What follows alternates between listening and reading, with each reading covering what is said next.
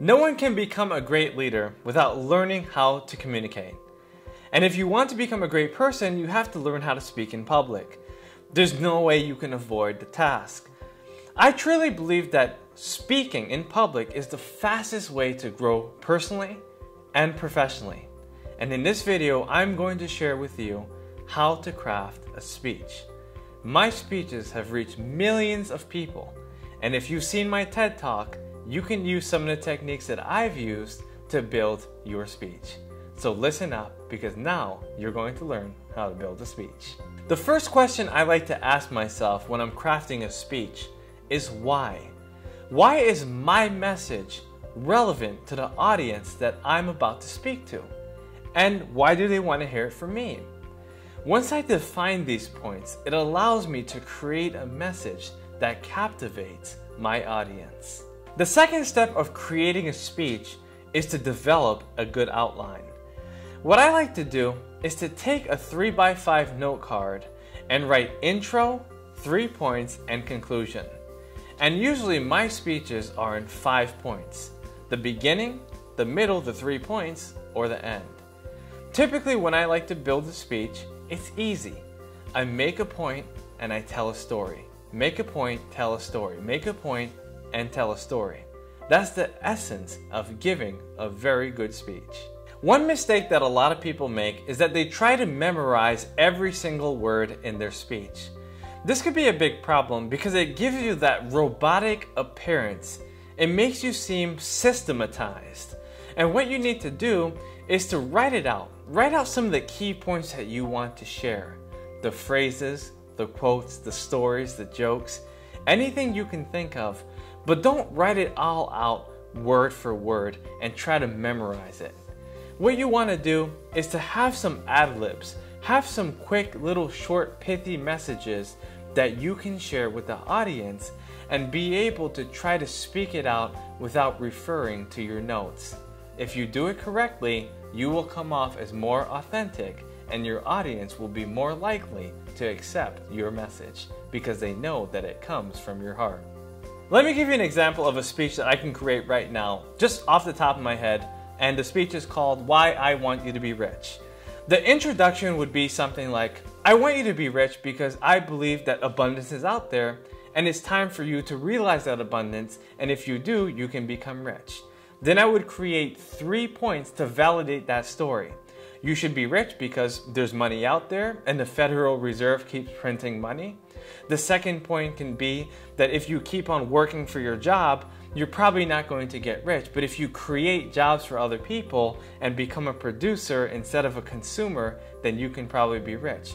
And the third point is that you have to study and learn about wealth if you want to become wealthy. And then I can conclude by summarizing these 3 points and giving that extra motivation, that extra oomph that allows you to realize the message that I'm currently sharing with you. If you use this formula, I promise you that building a speech can be easy. It can be as easy as crafting 5 parts, and that's all you need for building a good speech. I have a TED Talk that has reached millions of people, and if you haven't seen it, make sure you check it out whenever you can. In fact, I'll actually attach a link in the description below. But a lot of people ask me, Daniel, how have you crafted this speech? And I use the same 5-point formula that I shared with you. I used my outline, and it kind of went like this. I started with an introduction. What is success? Success means different things to different people. What success means to me is different than what it means to you. And I proceeded to tell my audience that success means different things to different people. And we all have different definitions, but really what it comes down to is that success is all about self-expression. Once I helped them realize that success is attainable, I proceeded to tell them my next 3 points. If you've seen my speech, you know what the next 3 points are, but it's about thinking big: books, individuals, and goals.